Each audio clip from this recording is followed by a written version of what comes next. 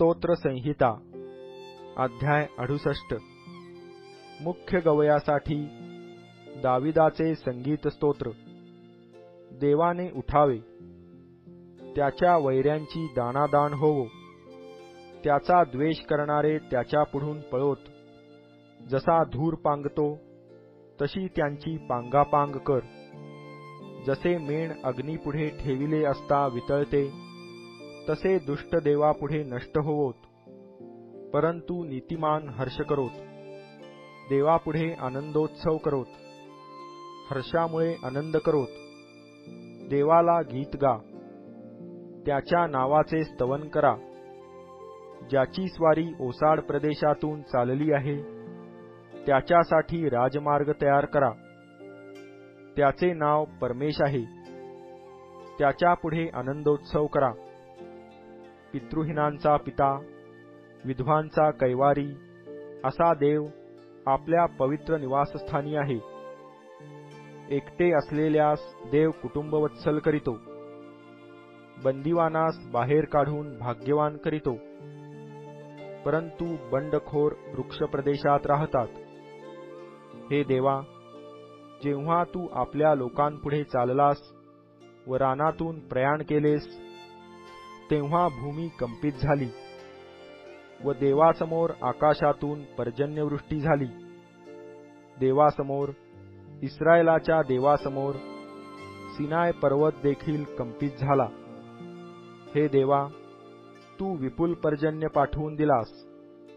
तुझे वतन कोमेजले होते, तेव्हा तू ते यथास्थित केलेस। त्यात तुझी मंडळी राहिली। हे देवा, तू आपल्या चांगुलपणाने दीनांसाठी बेगमी केली। प्रभू अनुज्ञा देतो, मंगलवार्ता प्रसिद्ध करणाऱ्या स्त्रियांची मोठी सेना सिद्ध होऊन म्हणते की, सैन्यांचे राजे पळ काढितात आणि घरी राहिलेली गृहिणी लूट वाटून देते। तुम्ही मेंढवाड्यामध्ये पडून राहता काय? ज्याचे पंख रुप्याने व पिसे पिवळ्या सोन्याने मंडित आहेत, अशा कबुतरासारखे तुम्ही आहात ना? सर्व समर्थाने राजांची दाणादाण केली, तेव्हा सल्मोनावर बर्फ पडते त्याप्रमाणे झाले। हे महान पर्वता, बाशानाच्या पर्वता, अनेक शिखरे असलेल्या पर्वता, बाशानाच्या पर्वता, देवाला निवासासाठी जो पर्वत आवडला, त्याच्याकडे हे अनेक शिखरांच्या पर्वता, तू वक्रदृष्टीने का पाहतोस? त्याच्यावरच परमेश्वर खरोखर सदोदित राहील। देवाचे रथ 20,000 आहेत, हजारो हजार आहेत। प्रभू सिनायवरून पवित्र स्थानी आला आहे। तू उच्च स्थानी आरोहण केले आहे। तू पाडाव केलेल्यास कैद करून नेले आहे। मनुष्यांमध्ये, बंडखोरांमध्येही तुला नजराणे मिळाले आहेत। ह्यासाठी की, हे परमेशा देवा, तू तेथे वास करावा। प्रभू धन्यवादित असो, तो प्रतिदिनी आमचा भार वाहतो। देव आमचे तारण आहे। देव आम्हाला संकटातून मुक्त करणारा देव आहे आणि मृत्यूपासून सोडविणारा प्रभू परमेश्वर आहे। देव निश्चये आपल्या वैऱ्यांचे मस्तक फोडील। जो आपल्या दुष्टाईत निमग्न होऊन चालतो, त्याचे केसाळ माथे फोडील। प्रभू म्हणाला, बाशानापासून मी त्यास परत आणीन, समुद्राच्या खोल डोहातून त्यास परत आणीन। ह्यासाठी की तू आपला पाय रक्तात बुचकळावा, तुझे शत्रू तुझ्या कुत्र्यांच्या जिभांचे खाद्य व्हावे। हे देवा, त्यांनी तुझ्या स्वाऱ्या पाहिल्या आहेत।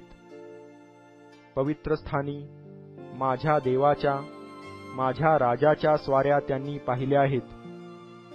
खंजिऱ्या वाजवीत जाणाऱ्या कुमारींच्या मधून गाणारे पुढे व वाजविणारे मागे चालताना म्हणतात की, ज्यांचा उगम इस्रायलापासून आहे, असे तुम्ही, प्रभू जो देव, त्याचा जनसभात धन्यवाद करा।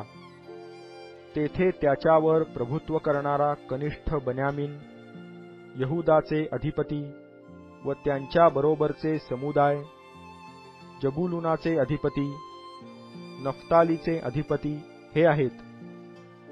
तू प्रबळ व्हावे असे तुझ्या देवाने आज्ञापिले आहे. हे देवा, तू आमच्यासाठी जे केले आहे ते दृढ कर. यरुशलेमातील तुझ्या मंदिराकरिता राजे तुला भेटी आणतील. लव्हाळ्यामध्ये राहणारे वनपशु, बैलांचा कळप आणि त्यांचे वत्स ह्यांना धमकाव. रुपयाचा लोभ धरणाऱ्या लोकांना पायाखाली तुडीव. युद्धप्रिय लोकांची त्याने दाणादाण केली आहे. मिसर देशातून सरदार येतील. कुश आपले हात देवाकडे पसरण्याची त्वरा करील. अहो पृथ्वीवरील राष्ट्रांनो, तुम्ही देवाचे गीत गा, प्रभूची स्तोत्रे गा. पुरातन आकाशांच्या आकाशावर आरूढ होऊन जो स्वारी करीतो त्याची स्तोत्रे गा. पहा, तो आपला शब्द सामर्थ्याचा शब्द उच्चारितो. देवाच्या बलाचे वर्णन करा. इस्रायलावर त्याचे ऐश्वर्य आणि गगनमंडळात त्याचे बळ आहे. तुझ्या पवित्र स्थानातून कार्य करणारा देव भयप्रद आहे. इस्रायलाचा देव आपल्या लोकास बल व सामर्थ्य देतो. देव धन्यवादित असो.